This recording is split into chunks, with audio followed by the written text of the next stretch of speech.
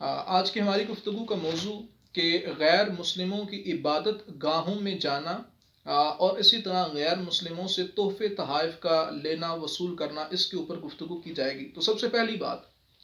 کہ غیر مسلم ہو گئے، کرسچنس ہو گئے، جس طرح ابھی 25 دسمبر آ رہا ہے، تو ایسا کوئی چرچ وغیرہ کے اندر جانا، تو اس میں دیکھیں ایسے لوگوں کی جو غیر مسلمس ہیں، کرسچنس ہیں، ان کی عبادت گاہوں میں جا کر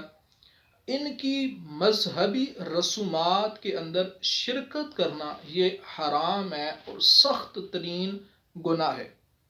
اچھا، اسی طرح ان کے مذہبی شعار کو اختیار کرنا وہ بھی حرام اور سخت گناہ ہے، اور وہ بھی اس شرط کے ساتھ کہ اگر اس میں کوئی اعتقادی یا عملی ایسا فعل نہ ہو کہ جو شرک اور کفر پر مبنی ہو، کہ اگر ایسا فعل پایا گیا جو شرک اور کفر پر مبنی ہے، جیسا کہ یہ صلیب وغیرہ لٹکاتے ہیں عیسائی، اچھا اسی طرح زنار وغیرہ باندھا جاتا ہے، تو اب ایسا فعل جو شرک و کفر پر مبنی ہے، کوئی ایسا فعل آپ نے کیا ان کی عبادت گاہوں میں جا کے، تو پھر بالاتفاق ایسا کرنے والا دائرہ اسلام سے خارج ہو جائے گا۔ وہ جو میں نے سخت ترین حرام کہا ہے، وہ صرف اس چیز کے بارے میں ہے کہ کوئی ایسا فعل کہ جس پر کفر و شرک کا حکم نہیں لگتا، ادروائز ایسا فعل ہوا تو پھر بندہ دائرہ اسلام سے خارج ہو جائے گا۔ اچھا، اسی طرح تحفہ لینا، اب 25 دسمبر آ رہا ہے، تو تحفہ لینا یا دینا، اس کے بارے میں حکم شرعی کیا ہے؟ تو اس کے حوالے سے دیکھیں،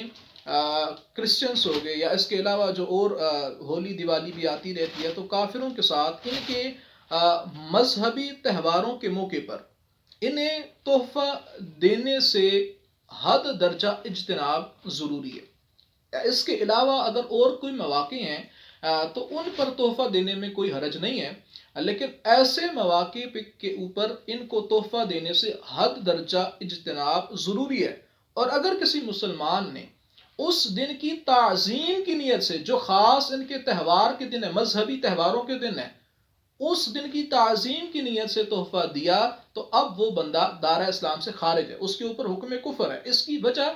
وجہ تحفہ دینا نہیں ہے، بلکہ وجہ ان کی ایک مذہبی دن کی تعظیم کرنا تھا، تو اس پر فقہائے کرام نے حکم کفر دیا ہے، تو لہٰذا اس سے بچنا بے حد ضروری ہے۔